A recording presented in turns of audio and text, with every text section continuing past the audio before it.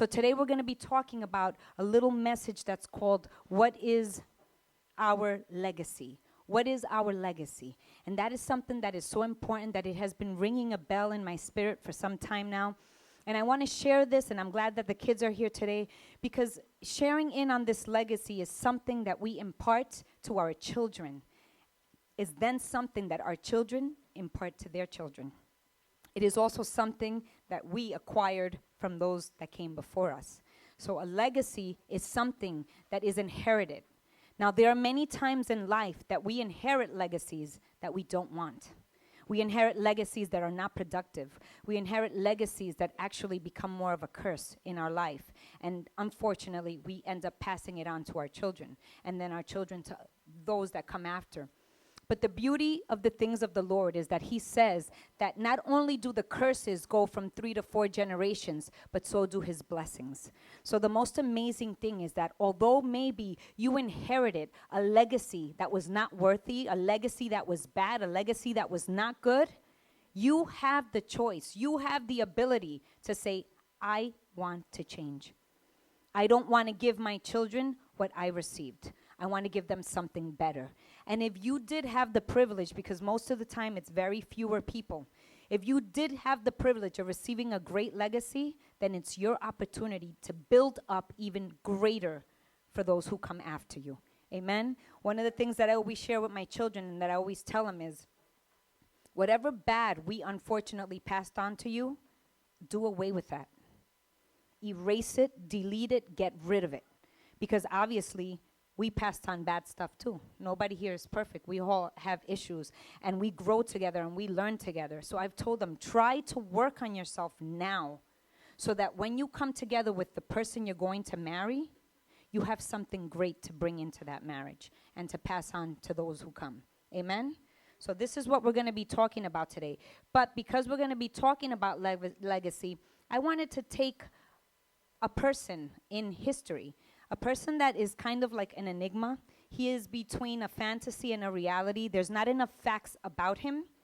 So I thought it would be curious to bring him up. Why? Because we happen to be in the month that he is celebrated, which is Valentine. Okay, Valentine was an actual person. Many people think or believe that he was some kind of a monk or priest. Okay? And the reason why I want to talk about him is not because I want to bring honor to him. Okay, it's because I want to educate. You guys know that I like to bring history, and I like to bring things that are more informative as far as even historical facts that we can tie in from biblical into our daily life, into our more modern civilization. So he was somebody that was during the very early years after Jesus Christ died. Okay, we know that Jesus Christ died, and then it started from then forward. It was AD, after death, right? All the years that came. So he was around the years between 200s and coming into the 300s after Jesus Christ died. And he was a monk. And during that time, you all know that there was religious persecution. That's when the Christian church started to get big and started to spread. And they started to have meetings in the homes underground because there were many leaders that didn't want Christianity. And they were torturing and killing many of the Christian people of the faith. And this particular man was known to be a person that helped a lot of Christians and either get away from that persecution. He was also known to be somebody who wrote a love letter during the time that he was incarcerated. So there was a lot of little history that everybody doesn't know exactly what it is, but it became a figure in that history where it wasn't just now allocated to one person. There were many Valentines during the historical facts. There was probably about 13 of them. But in the beginning ones, he was somebody that was killed because of his Christian faith, because he was a believer of Christ, because he was a follower of Christ. Now, we all know very well that whether you are Catholic, whether you are Baptist, whether you are evangelist, whether you are Pentecostal, whether you are whatever you are in the Christian faith, if you follow God, you are what? If you follow Christ, you are a Christian. You are a person who follows Christ. Now, there are many things that divide the different religions, but those divisions were created by who? By man. It wasn't created by God. okay? So they're going to differ a little bit, but the main substance of it is people who are disciples of Christ, people who follow Christ, okay? And so this man, unfortunately, went through a lot of persecution, and he was somebody, if we can go to the next slide, please. He was a person that received a lot of different problems during the course of his life. We're going to go back to this one. Let's go to the next one, sorry.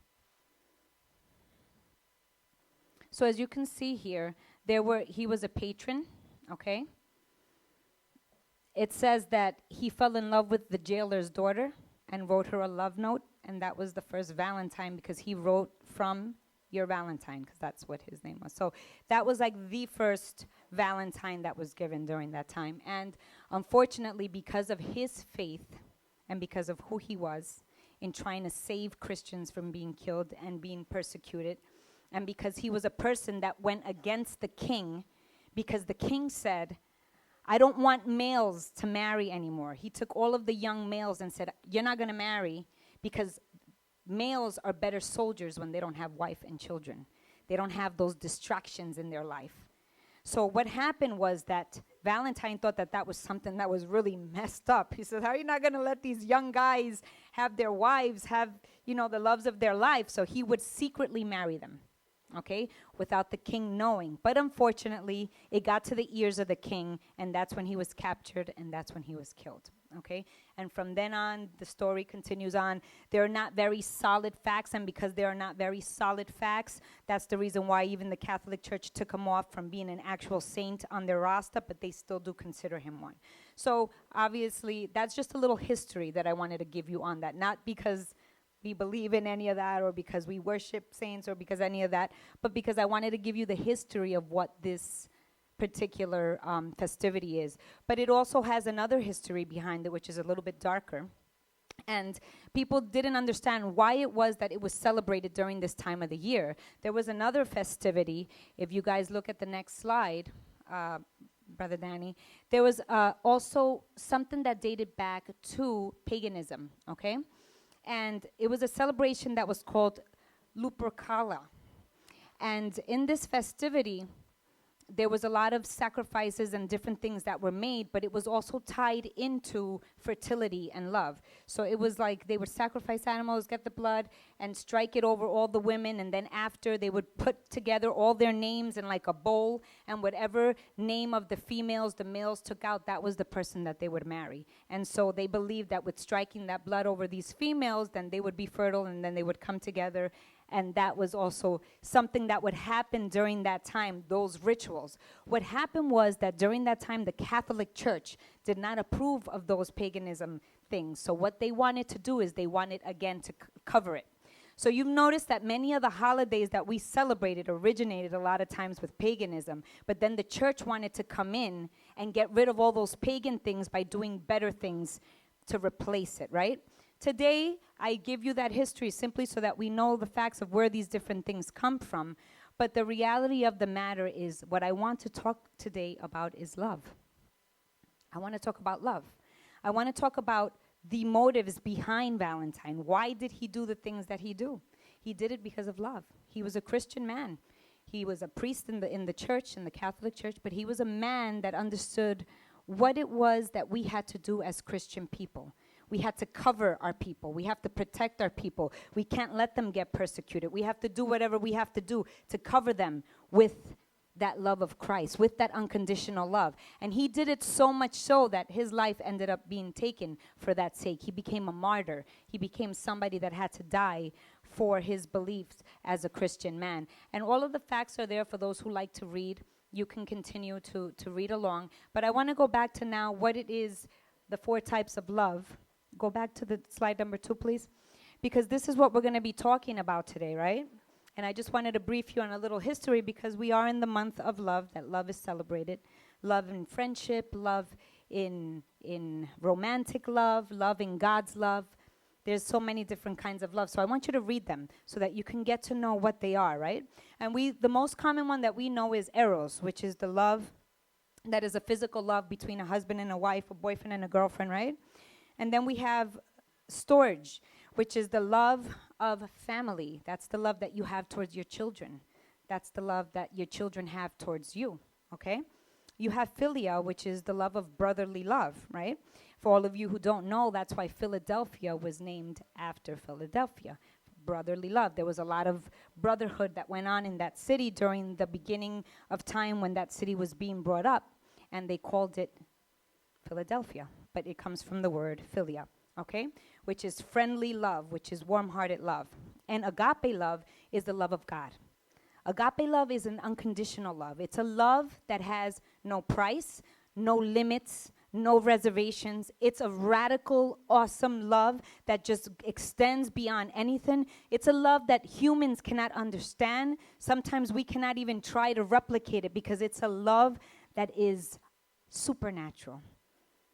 It's a love that's supernatural. And that's the love that each and every one of us, day by day, has to work on trying to be a part of. Can we go to the next? So as we continue on, I wanted you to just see this picture here. I have a picture of the Colosseum. Can you put that up for me? That Colosseum still exists in Rome, by the way. There's still pieces of it, and you can actually go visit it. It's a historical place where these events used to take place. This was like, instead of them going to see a movie, they would go here. Instead of going out to dinner, they would go here. Yeah, instead of going to a Broadway show, they would go here. So this was their Broadway show, and you know what that was all about? It was about anybody who was arrested and convicted, they were put to death in this Colosseum. And what do you see there? Lions and tigers, and yes. So that's the way it would happen. And everybody would come out with their families to observe this, even little children.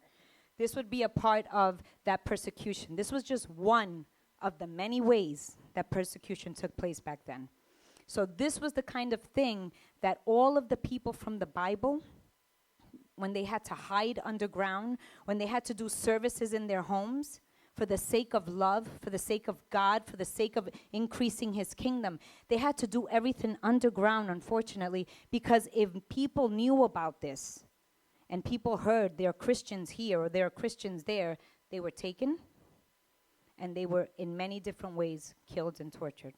And so this is some of the stuff that also the historical facts that depict of what Valentine was a part of. He was a part of trying to help people out. And so during the times of the Bible, of all of the apostles that came after Christ's death, these persecutions, many of them died. Many of them died beheaded. Many of them died in different ways, even the ones that we talk about in the Bible, the great apostles. They died because of the persecution. So I want you to know the love and the passion that there was in these men and women that chose to love, that chose to truly follow God, that chose to truly follow Christ, and to do all of these things, even if their life depended on it. Amen? So let's go back to what the legacy is. And now that I gave you a little bit of that history, I want to ask you guys, what is legacy? What is legacy? Does anybody have a legacy that they would like to share that was given to them? Any of the teens here? Legacy? Romina, what's your legacy? That should come right at the tip of your tongue. Music. Okay. Romina's legacy is music, right? Her mother and her father are both musicians, okay, and vocalists. And she inherited that gift of music because that is something that is passed on. Does somebody else here have a gift that was passed on to them that they want to share? A legacy. It doesn't have to be a gift. It can be a legacy. That's something. Your middle name? What is your middle name? Say it out louder. Maria. So sometimes we're passed on with names because let's say our grandmother that did something amazing. Now I want to name my grandchild. So we carry that name. We carry that legacy, right? We have preachers, right? We have different gifts that different people inherit during the course of life. It's a legacy. Sometimes you have a father that's an incredible surgeon, and then his son becomes an even better surgeon, and then his grandson becomes or a lawyer that gets passed on. There's just so many different things that can get passed on. It becomes a legacy, right? There are good legacies, and there are bad legacies. There are legacies of addiction and alcoholism and abuse. There is things that can be inherited through depression, just through different things, right? Mental illness. There are different things that can be passed on. But what I want to speak about today is the hope that there is in Christ. To understand that whether we inherited something good or whether we inherited something bad, we get to make a choice as to what we're going to continue and what we're going to pass on. What is our legacy going to be? What are we going to choose? So just remember, in all of this, in us promoting whoever we promote, historical facts or whatever, just know that we're not here to promote anybody or their legacy, but we're here to let you all know that the showing of love and mercy, the inheritance of love that Christ gave to us is what we want to share today. The inheritance of love is the best and the greatest legacy that we can pass on. Because if you grab the Bible and it sums up in one word, and that word is love. Okay, there's nothing else that is more important or more greater than that. Okay? As we pass on to our lineage everything that we're going to pass on, we have to know that we have to do it in love. If I teach you how to play an instrument and I'm a parent, but during that time I'm being harsh and I'm doing it in a way that is like shoving it in, if I'm doing something that is not falling good with your spirit and doing it in love, that gift is going to be rejected. They're not going to want it. There's many people that because they grow up in that kind of a way, they end up rejecting that legacy. They might come back to it later down the road, but initially they reject it because love was not involved in it. Anything that we do, we have to do it in love. Anything that we say, we have to say it in love. Anything that we act upon, we have to act upon in love. Anything that we share with somebody, it has to be in love. It can't just be like, oh, I'm going to give this person something to eat and I throw money at them. Go get something to eat. Because we're not doing it in love. There has to be an action of love that is involved with everything that we do. Because if the intention is not correct, then the fruit is not going to turn out to be something good. So this is the importance of all the things that we have to understand in all this. And I want to ask everybody a question. Don't answer me, please. Answer it in your head. Are we proud of the legacy we're passing on to our children? Please don't answer that. Answer it in here. Are we proud of the legacy that so far we are passing on to our children? Kids, don't answer that either. Keep it to yourself. Don't shout out your parents. Kids, are you happy with the legacy that is being passed on to you? And this is a conversation you can have later on with your parents, not here. Is there something that is bothering you as a child? I'm speaking to the kids and the teens now. Is there something that your parents do that is hurtful? Is there something, kids, that your parents do that you're like, I don't like when my dad does that. That's annoying. I don't like when my mom does that. That's mean. I don't like when my dad says or does or goes here. That hurts me. That bothers me. Is there something that your parents are doing that is not fitting good inside yourself? And these are things that are so important as children and teens and young adults that you have to discuss with your parents. Because many times we don't understand what we are doing wrong. Many times in our own eyes, what we're doing is right. And the reason why we think it's right, it's because that was the legacy that was given to us. I was shown love by somebody buying me stuff all the time and just telling me to shut up and go here, go shopping, go buy yourself something. Or whenever I was upset, I was given food, and food became my love. And that's what I lean on. Or whenever I became sad or crying, oh, let's go on a vacation. So now escaping became that. So there are many different ways in which we were expressed love, and then we translate that into what love really is, and then we pass that on to our children. But what we don't understand is that every human being has a love language that is spoken into them that really gets to them. And unless we know what that love language is, we're never going to receive love. We're never going to feel loved. A husband can say, but I bought you everything you ever wanted. I got you that house. I got you that convertible. I got you that jewelry. I got you those shoes. I got you that handbag. I got you this. And she's like, all I want is a hug. All I want is a word of affirmation. All I want you to is to acknowledge that I'm here. Tell me that I'm pretty. Tell me that my hair looks nice. Tell me that I smell good, even if I don't. Sometimes all we want is a word of affirmation, right? Sometimes all we want is for our husbands to realize that we torture ourselves to look good for them by ripping out our eyelashes and our eyebrows and hair and all these other things and torture it for hours in a salon getting our nails done. And all we want is for them to say, you look nice, right? Maybe. Oh, and the guys. What about the guys? What about when they get all decked out and they look good and they put on a nice tie and some cologne and they don't smell like Dorito chips anymore because they finally took a shower and they put on a good suit and now they're coming out looking all dip, and then you just pass right by them and don't even acknowledge that they don't smell like Dorito chips anymore. They smell like a nice cologne or something, right? So these are the different things that as human beings, we don't understand that there's so many ways to translate love. There's so many ways to give love, and we have to learn each other's language in efforts for us to be able to speak that language.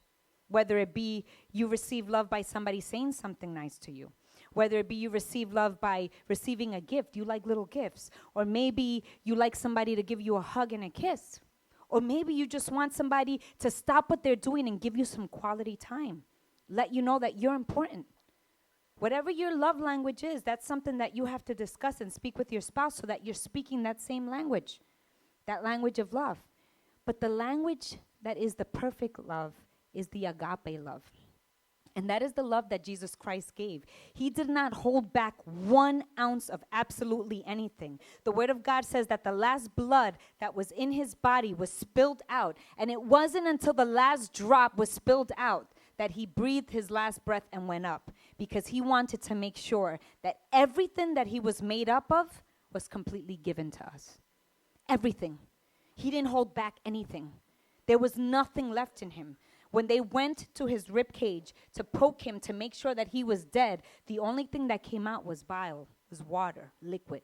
There was no more blood that came out of him. He shed it all. That's why the blood of Jesus, that name, that blood has power. It has anointing. So if you're going through a situation, if you're feeling that you can't, if you're feeling persecuted, if you're feeling that you're just depressed and sad, if you're feeling that you're going through hell and high water and you just can't get past whatever situation that you're going through and you're in this state of darkness, know that there was love that was shed, not only in a way of words, but through action. He came and he became physical. He became a verb. He became an action. He became who he was for you and I, so that you and I can have the ability now to also share and demonstrate that same love to all of those who follow.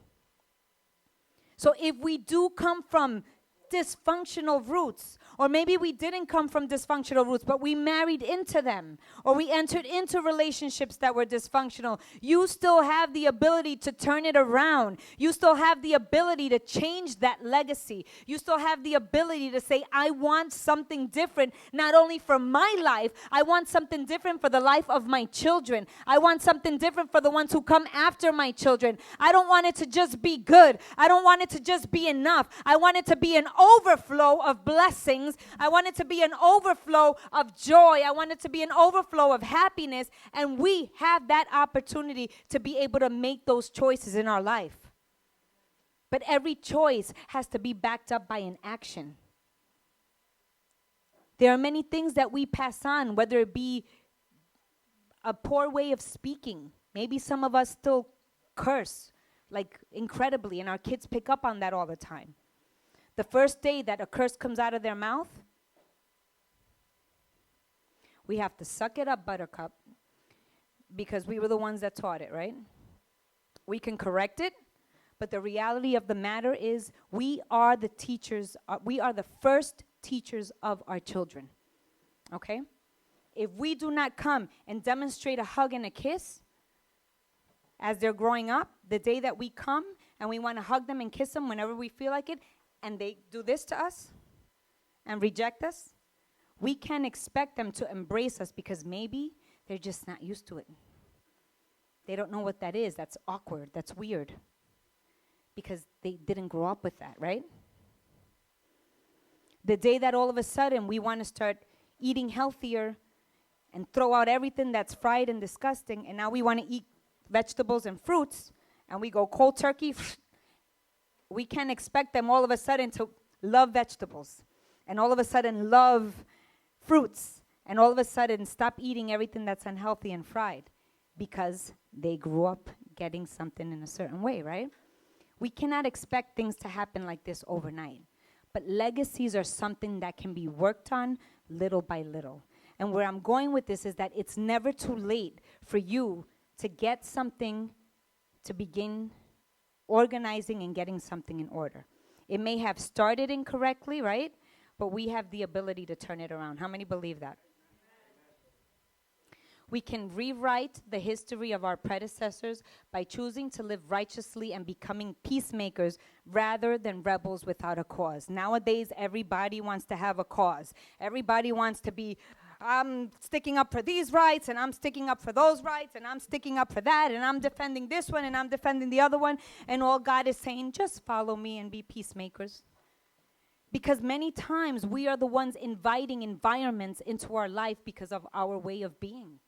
We wonder, why does calamity always follow me? Why do I always mess up? Why do I always get fired? Why do I always get cursed out? Why do I always get punched? Why do I always don't have enough money in my wallet? Why is it that all of these things are always, why am I always sick? Why am I always falling? It's not a coincidence. When things are following us over and over and over again, those are unhealthy cycles and patterns that we have been living by. And we live on an earth of law and reciprocity. Whatever you give and put out there, it's going to come back to you. Many people know it as what? Karma. We know it as reaping what you sowed. Whatever you sowed into that ground, you're going to get back. Whatever you put into that child, you're going to get back. Whatever you put into your spouse, you're going to get back. Whatever you put into your work, you're going to get back. Whatever you put into, whatever you apply yourself to, you're going to get it back. Now, there are certain times when there's a bad apple. That happens. Okay, there are times where you can put something good, and you get a bad apple. But that's also never too late. We keep giving good, because the more we give good, the more eventually that seed will come back, and it will give a fruit, and it will produce inside of your life. Okay? What do people know about us is the other question I asked today. Can we go down to that slide? I want to make sure that it's the slide after the Colosseum, because these are all questions that I want you to kind of ask yourself, right? So the next question is, what do people know about us? When people hear of us and they haven't met us yet, what do they know about us? Do they know us to be a kind person? Do they know us to be a giving person? Do they know us to be a loving person? Do they know us to be a mouthy person? A person that's feisty and like wants to fight? Do they know us to be nasty or nice? Do they know us to be happy or depressive? Do they know us to be a person that complains all the time, or a person that's always rejoicing and being thankful? What do people know us by? That's legacy. That's legacy. We're living our life, and every decision that we make, every word that comes out of our mouth, every place that we go, everything that we do, we are forming a legacy. We are forming a pattern, whether it be in our speech, whether it be in the places or the practices that we do, in what we are surrounded by, what we are surrounding our children by, what we are surrounding our lives by, what we are allowing ourselves to see, what we are allowing ourselves to hear, what we are allowing ourselves to partake in. Little by little, we are creating a legacy, because a legacy does not happen overnight. It happens day by day by day. And within that, we have that choice to say, you know what? This has been going on for too long. This is not good. This is not pleasing to God. So I ask, what is known of us? Because if we're known by something, that's the first place where we can start changing. Many times we're like, oh, but I don't know what I have to change. I don't know. What do I have to change? God, what do I have to change in? Where we begin to change is where we usually receive the most complaints. What do people, when they complain to you, what do they complain about? And that's where it can begin. Now, I'll tell you this much. You don't want to hear it. I don't want to hear it. Nobody wants to hear it. But we got to grow. Yes or no? If not, what are we doing here? What's the point? We're just looking to go somewhere on a Sunday morning? I'd rather stay in my PJs and sleep in a little bit, right? Let's be honest, Jay. Right? I'm going to be honest like Jay. We want to know that we are growing. We want to know that we are growing. And how do we know? It's going to be painful, and it's going to be uncomfortable, and our flesh is not going to like it. That's the truth. And we're going to fight it sometimes. Like when somebody brings something to our attention, we'll come back at them with something because that's our natural way of defense. We don't want to be wrong. We don't want to be looked at like we did something wrong. But if we are constantly bringing that up, then there has to be something that's there. Why do we constantly feel that need to defend whatever thing that we did and try to make it right even though we know it's wrong? Why do we have to do that? Part of growing is being able to just be like, dag, you know what? I messed up. I forgot. I didn't this or I did that wrong. Sorry, guys, let's try this again. I apologize. And by doing that, we're allowing people to see that we are human. And when you allow a person to see that you're human, then people that are in need are going to be more receptive to coming up to you and asking you for help. Because if they see us as being perfect, if they see you as being perfect, then you're going to be like, well, I'm not going to tell them anything. They got everything together. This is embarrassing. I'm not going to share this with them. They have it all together. They don't have any issues. They know what they're doing. So we become unapproachable. And that's not the idea. The idea is for the love of God to be able to pass on, that legacy of Christ, of love to pass on. But the only way that is going to pass on is if we become relevant and approachable to people. We have to let them know that we also bleed. We have to let them know that we also cry. We have to let them know that we also make mistakes, that we also suffer from depression, that we also have family issues, that we also have marital issues, that we also have sicknesses or disorders that we struggle with, that we also have to go to the psychologist and get medication to balance out our brain. The people need to know that we are also flesh and blood, so that when a person is faced with a circumstance that they have nowhere else to go to, they know that they can turn to us because we are not perfect. And they know that they can say, hey, you went through this. I remember you telling me you went through it. How can I get through it? What did you do?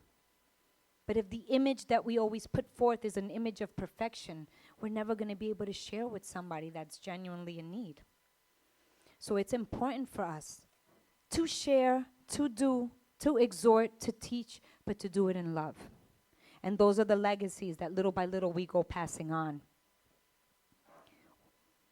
Now, this is something that I do, right? One of the things that I do in this last point, it says, what is the greatest legacy to pass on? And as we've been speaking about, it is love, because everything will come out from there. Everything that we teach, everything that we do, if we pass on love, that's going to be the greatest thing that anybody could take away. But one of the things that and if you guys want to take this with you home and try it out, be my guest. I remember in some months back when I brought up preaching, one of the things that I had spoken about was a little homework that I said to everybody, to make a list and write down what are all the things that you feel that you can still change and grow in, right? And as the months go on, revisit that list to see if you have felt like you've grown in any of those things, right? See if there has been any change in those things that you know are not good that you need to change in, right? And so one of the things or tools that I've been using to help me with that is this. I check myself. I ask myself a simple question, and I have to honestly answer it. And when I honestly answer it to myself, then I determine whether or not I am going to say something. So the question is this: when I do something for someone, or say something to someone, or if I'm going to go take action or do this or do that, I stop for a minute and I say to myself, I call myself Ellie, by the way. I speak to myself. And I say, Ellie, why are you doing it? It's a simple question. Why? Why? Why are you going to say that? Why are you going to do that? Why are you going to go there? Why are you going to partake in that? And I have to sit there and really check myself. And if the intention is wrong, I have to choose if I'm still going to do it or if I'm not. It's a system of checks and balances. It's a system of checking ourselves. It's a system of how can I better do something without hurting somebody else. Now, am I always going to... Remember, I also still have the little devil and the little angel on my shoulder as well. And the little devil's going to be telling, do it, do it, do it, do it. Because, you want the revenge and you want to get yours and you want to feel good. But that feeling good is only temporary, because then you feel terrible that you did that, whatever bad thing is. And then you have the little angel saying, don't do it. Be nice. Don't say that. Why are you going to say that? Why are you going to do that? And they're whispering. So you have to kind of make that decision. Why am I doing the things I'm doing? Is it love motivated? Is it love motivated? You have to ask yourself that. I have to ask. And this has been the way that I've been checking myself, right? Now, there are times that it's not a matter of why am I doing it or what not. Sometimes I have to do things, not because I want to, but because of the position I'm in. So if you're in a position here of leadership or whatever, if something goes wrong, when you have to check something or somebody or a situation that happened, you don't want to do it as a person. I hate doing that stuff, right? But I have to. Because if something is not functioning or going right, or we didn't do this right, or we didn't do that right, or this wasn't this, so then I have to kind of check that. But that's not because, oh, what's the intention behind it? It's because really you have to correct certain things, right? But in life, I'm talking about morally speaking. If you're going to do something, are you doing it so that I can be seen? I want to be seen. I'm going to do it. I'm going to go by at this time to feed that homeless man, because at this time, such and such person is going to pass by, and I want to make sure that they're seeing me. Are we checking ourselves? So that's what I mean by that. It's a little example I'm giving you, right? Are we going to go help this person to move, because that can be a person that can possibly come to the church. So I'm going to go help that person so that later they can be a part of the church. I'm giving examples so that we can understand. What are our motives? Are we genuinely doing something selflessly without wanting anything in return? Are we genuinely taking the time to call somebody up because we genuinely want to see how that person is doing? Or is it just part of our checklist that we have to check off? Oh, I called them. It's off of my checklist. I can move on. Why do we do the things that we do? So that is the question that I have been asking myself. And oh my gosh, it really feels like sometimes someone is kicking me with a stiletto heel right in my gut. It feels like this. And I'm like, oh gosh. And it checks me. It checks me inside. And I'm like, oh, because you start seeing there that there are still intentions in your heart that are not good, that are corrupt, that don't have a good intention, that don't have love behind it. We all do. We can sit there and say, no, never. I always have the right intention towards everybody and humanity and life and every insect in the planet and earth and everything else. But the reality is we don't. There's always something that we're going to fail in. There's always something that we're going to do. There's always something that we're going to fall back on. And the reality of it all is because we are human and we're still going to make mistakes. But what we have to understand behind it all is that when we make these mistakes, we still have the chance to get right. We still have the chance to come back to God. We still have the chance to make right decisions. What we don't or should not do is continue to fall in that same area over and over again, because then those consequences are still going to continue to come to our life. We have to cut the bleeding, stop the bleeding. If we want to change our legacy to have something positive and good to those who we pass on, We have to stop the bleeding now. We have to stop doing what we've always done. We can't say to our kids, do what I say, not what I do, because that's hypocritical. We can't tell them, I know I smoke, but you better not smoke when you get older. I know that I get drunk, but when you get older, I don't want you to get drunk. I know I curse, but you better not ever say a bad word. I will wash your tongue out with soap. That's how we grew up, by the way. You get your mouth. Actually, one of my kids got that. I'm not going to call him out. One of my kids got to eat soap one day. Yeah. This stuff, we grow up, right, with certain things. But the reality of the matter is that the best method of teaching is our actions and what we do. That's it. That's the best method. We are their first teachers, and in our home, we are the leaders of the home, and we want to make sure that we are the first example of love that there is in every single situation. So my question to everybody is today, what is our legacy?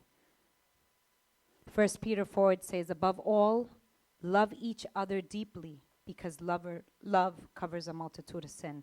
We're going to go to the last slide. Next slide. Love covers a multitude of sin. You guys can read this at home. It is a beautiful definition of what love is. If you look up in Corinthians, if you want to jot it down, 1 Corinthians 13, and if you read all of it, let's go to the last slide, please. If you read 1 Corinthians, you're going to see there the perfect definition of love. That is our checking system. I read it often. Why? Because every so often we think that love is something, right? We think love is a certain thing. But this is what weighs us. And it weighs us by telling us, if you're doing this, that's not love. If you're doing that, that's not love. Because in our own mind, we're right. In our own mind, we're doing everything we're supposed to be doing. But the only true measure that is going to check us and make sure we're doing it right is His Word. So if we want to know that we're loving correctly, read that. And in the last slide, right? Let us leave behind a legacy that when we are faced with our Father in heaven, we will not be ashamed or held accountable. Okay? It is better to make Him proud than us look good and acceptable before man. Let our hearts be pure in our deeds, and the intention of our hearts be pleasing to God in all we do and in how we look upon others. Let our legacy be love. Thank you for joining the NBMI experience today.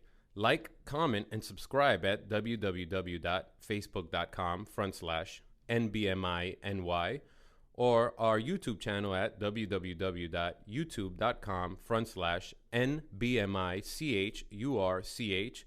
Also check out our new and improved website at www.newbeginningschurches.com.